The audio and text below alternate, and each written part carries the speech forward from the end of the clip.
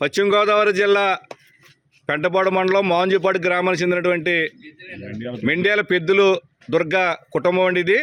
గతంలో వీళ్ళకి జగన్మోహన్ రెడ్డి గారి ప్రభుత్వ హయాంలో అమ్మఒడి పథకంలో కేవలం ఈ కుటుంబంలో 4 పిల్లలు స్కూల్కి వెళ్తుంటే ఒక్కళ్ళకే పథకం వచ్చేది. ఇవాళ నలుగురికి 15,60,000 శాంక్షన్ చేస్తూ ఇప్పుడే ప్రభుత్వం, కూటమి ప్రభుత్వం, చంద్రబాబు నాయుడు గారు, పవన్ కళ్యాణ్ గారి యొక్క నాయకత్వంలో కూటమి ప్రభుత్వం నలుగురికి 15,60,000 శాంక్షన్ చేస్తూ ఇప్పుడే లిస్టు పంపారు. దాని సందర్భంగా మోహన్జీపాడు గ్రామానికి చెందిన కూటమి నాయకులు, అదేవిధంగా స్థానిక ప్రజాప్రతినిధులు అందరం కూడా ఆ కుటుంబాన్ని సందర్శించడం జరుగుతుంది.